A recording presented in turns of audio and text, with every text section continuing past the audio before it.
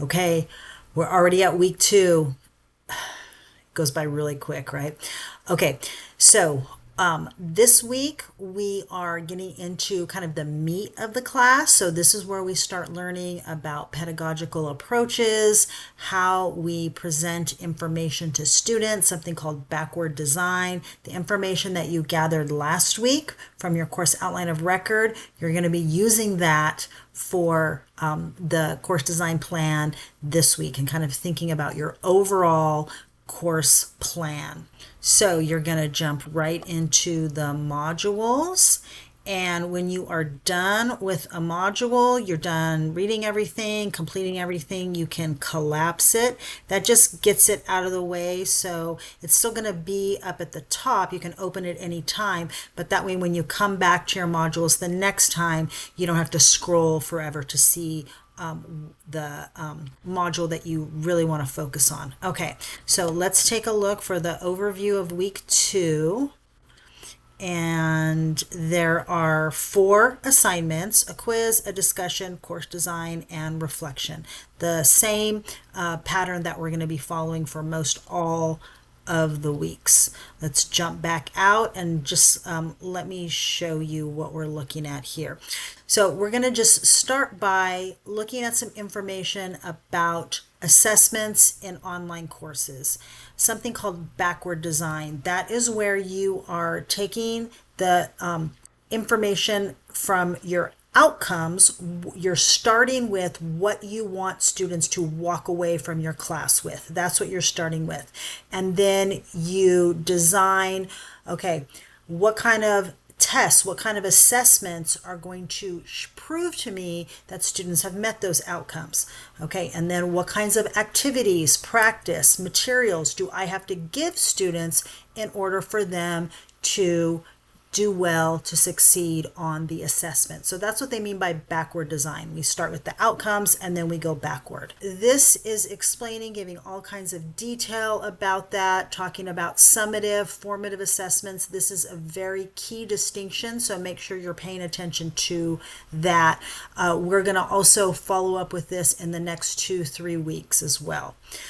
Okay, and then you're going to get to the quiz. When you get to the quiz, it is based on the information in all of those pages. You should be able to find the information or the answer to the questions in the order that it's laid out in the modules. My suggestion is to get an overview of the quiz questions first. You have unlimited attempts, so you can get in there, take screenshots or take notes, write down the quiz questions, and then go back through the module and look for the answers that way. Okay, so that is the quiz, 10 questions on the quiz. And then on the discussion this week, we're talking about some of the things that you learned in the module earlier. You have a choice. You can talk about all of these, probably not, probably focus in on 1, 2, maybe even 3 of these principles that resonated with you. Choose one and you are just going to give your thoughts about it. Okay, and then the replies are here. 2 replies to 2 different peers, and then we get into the course map chart. So this assignment has sort of 2 goals. One is just to create a page in your sandbox, create a chart, make sure that that chart is accessible. The other one is to start thinking very seriously about how you are going to lay out your course. So I do have instructions here, and if you go down to this link, this takes you to an example that I did for my Linguistics 10 course. So my course that I mapped out is only for 9 weeks. So it's just a, half of a semester course. I often teach it that way, sometimes 18, sometimes 9. And so I only have 9 weeks. I really recommend that you think about having one module per week. It just simplifies things. It's very easy for students, ensures that they are going to be having to log in each and every week to see the new activities and new assessments that you have. And then you're just going to think about the objectives of your course, make sure that you're hitting all of them, and your assessments. So last week you told me, gave me a little bit of an outline, a little bit of a summary of what your assessments are going to be. Some of you have a very developed assessment. Some of you just have kind of an idea about what you're going to do. So this is where you map it all out. And if you do know the content, you can put what content is here. So this is course materials that are going to help students to do well on the assessments.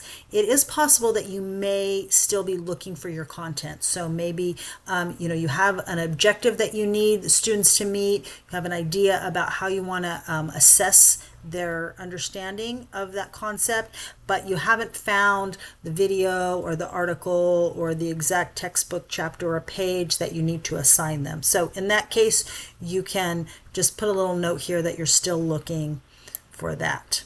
Okay.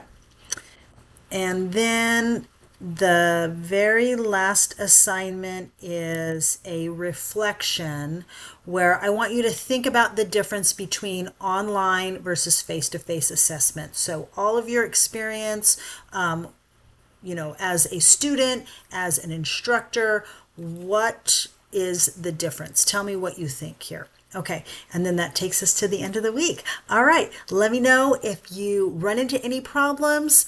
Remember, the final assignments for week 1 are due this Sunday. So please try to get those in on time, or I'm going to start emailing you Monday morning about that.